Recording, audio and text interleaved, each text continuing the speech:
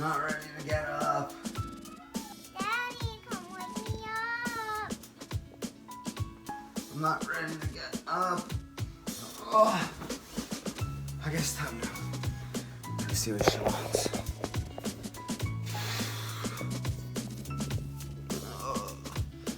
But why are we waking up? It's the middle of the night, or it's so early. So early. Okay, fine. I guess it's time to wake up. Are you ready to wake up? Allie's obviously ready to wake up. I can't get any sleep around here. I can't get any sleep around here. Alright, start our day. What's up, everybody? Welcome to another vlog. Thank you for tuning in. If you haven't already, please give the video a thumbs up and subscribe to the channel if you're new, especially for that short intro my daughter helped me make. I definitely appreciate her assistance and thought it was adorable that she wanted to participate. So with that, we'll talk about some of the top reasons and the main reasons why you may not be reaching your weight loss goals. Reason number one, and that is because of your sleep. Now, I will link to a study in the description below, so make sure you go check it out, around sleep issues and insulin sensitivity or blood glucose control. It's been shown in numerous studies, but this is one I found specifically, where getting a consistent lack of sleep, maybe just over a day or two, and this lack of sleep being about 4 to 6 hours of sleep during the night, inhibits pancreatic function. So what that means for us is the insulin production of the body is less effective. So it takes, whenever you take in large meals of glucose, your body secretes less insulin. The pancreas becomes less efficient at doing its job because of the lack of sleep. What is the exact mechanism of that? I don't really know. However, again, it's been shown in multiple studies. So make sure you prioritize your sleep. Rest and recovery obviously is crucial. For me, I'm between 6 to 7 hours a night, and I find that to be fairly adequate. I don't wake up with these wild blood sugar swings, insulin swings, where I feel short on sleep, so I wake up hungry or anything like that. So I know I'm getting enough sleep because my insulin is always under control. All right, reason number two your weight loss may be stalled is because of hidden sugars. So what are hidden sugars? If you look on the ingredient label of the food product or the food, and you see anything followed by syrup, anything followed by sugar, obviously those are sugars. That's a no-no. Things like molasses, dextrose, maltodextrin, what else? Maltitol, rice syrup, obviously high fructose corn syrup.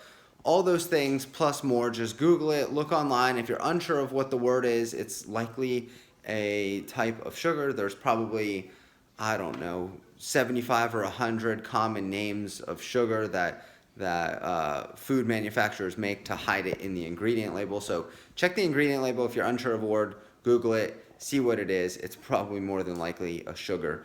The other thing that could be a natural food and causing you issues when it comes to sugars are things like low-carb berries. Now, I do have berries from time to time. I don't think there's anything overall wrong with that. However, when you consume berries, which are high in fructose, you have to, I'm being accompanied by this one. That fructose goes directly to the liver for processing, right? And if you watch my last video when we talked about the things you need for ketosis, one of those two main things you need to allow your body to produce ketones is the clearing of liver glycogen, which that cannot happen if you are eating berries or things containing fructose, which again, the liver has to prioritize to metabolize. So, because they can only be metabolized by the liver. What am I gonna do? I've been on this diet for 2 days, nothing's working, the scale hasn't moved, I can't lose any weight. Everybody said this would work, and I can't figure it out. It's been 2 days, I've been fasting for 4 hours, and this isn't working. I don't think this diet is for me, I don't know what to do about this weight loss problem. All I want to do is lose weight. Reason number 3, you are not reaching your weight loss goals is because of your lack of patience. You need to be extremely mentally prepared for the fact that weight loss is a process, it is a commitment, and for some, it is a lifelong commitment to stay weight stable once you reach your goal. Regardless, be patient with yourself. Understand that it takes time for the body to heal. It takes time for insulin sensitivity to come back, especially if you've been overweight and insulin resistant for a long time. You know, it took 20, 30, 40 years for some of us to get overweight and achieve the wrong body composition, and it's not going to fix itself in a matter of 2 to 3 days. So be in it for the long haul, be mentally prepared to be patient, and just understand your why. If you remember your why, then this process remains easy. Woo! Push workout is done. That felt really good.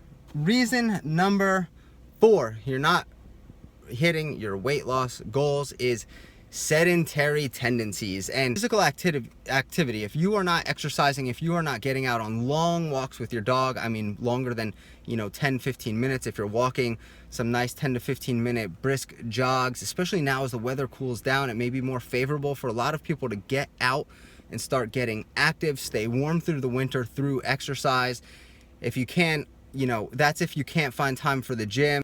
One thing that I've been trying to incorporate daily now, usually in the mornings before my kids even get up, is 2 to 3 exercises to failure. And I stole this from Dr. Ted Naiman's exercise routine. So he does a pull exercise, a push exercise, and a leg exercise to failure, I think daily, if not every other day, and generally with body weight, so it can be done at home very quickly. So I have a pull-up bar, I get up in the morning, I stick it in my doorway, I do pull-ups till failure, I stop, I wait 10-15 seconds to catch my breath, another set, same thing, 10-15 second rest, another set, and I do that until I can barely get one, and then my back is toast.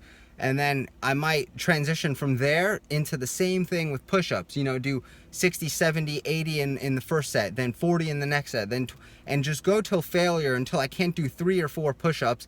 And then when it comes to body weight squats, I do have dumbbells at the house, which I will use, or I'll do one leg stationary lunges. So just weight on one leg at a time until failure, rest 10-15 seconds, failure, and then switch to the other leg and do the same thing. And it's a whole body workout in less than 10 minutes, and it literally hurts in a good way. So there is always time to get your physical activity in. Don't short yourself out, especially if you've plateaued for some time and you're not exercising. I'm gonna get home, hang out with the girls. I'll see you here in a little bit. All right, we are back. So reason number 5, we'll get right into it, why your weight loss stalls. And this is probably the most important one. Something I preach till I'm blue in the face every chance I get. And with diet playing such a big role in how successful your weight loss journey is, again, I think this is the most important factor. And that is you are still over-consuming energy. So most people coming from a standard American diet are having between 200 to 300 grams of carbs on a daily basis, right? Depending on the person, depending on the caloric intake. Now they come to keto or low carb or zero carb carnivore and think they can eat as much as they want and still lose weight. However, fat is still an energy source. I've talked about this on multiple vlogs and multiple videos, but fat is still an energy source. So if you're replacing 200 grams of carbs with 200 grams of fat, and it's more calorically dense, and you're still sedentary and not utilizing that fat, yes, you will burn off, or you will drop water weight in the beginning, the inflammation will go down, so the swelling in your body, you'll look smaller for sure in the beginning,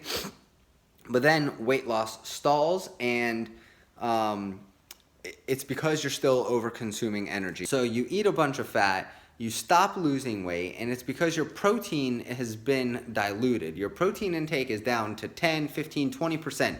So think of this, if your protein is 10 to 20% of calories, that leaves 80 to 90% of the calories you're taking to come from dietary energy. And if you are trying to burn energy stored on your body, your adipose tissue, your body fat, then having a diet that consists of 80 to 90% energy is not going to do you any favors. Yes, you can eat in a caloric deficit and probably still lose weight, but it's going to be just that much harder. If that caloric deficit was more protein, and again, I'm not talking about total numbers, don't have 300 to 400 grams of protein, but have 25 to 35%, mine's right around 35% protein by calories. Do yourself a favor, up your protein if you've stalled, because that gives you less energy calories to eat, and in turn requires your body to, if it still needs that much energy,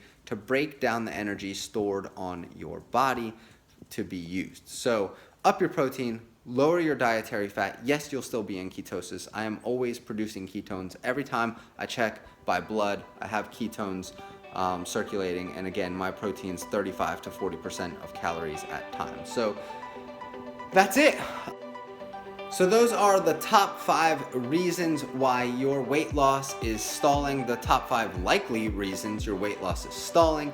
Again, I hope you got something valuable out of this vlog. If you did, feel free to share it with anybody, share it with friends, share it with people who you may think would benefit from the information. Give it a thumbs up, subscribe to the channel if you're new, and until the next time, keep up the good work, and we'll see you in the next vlog. Peace.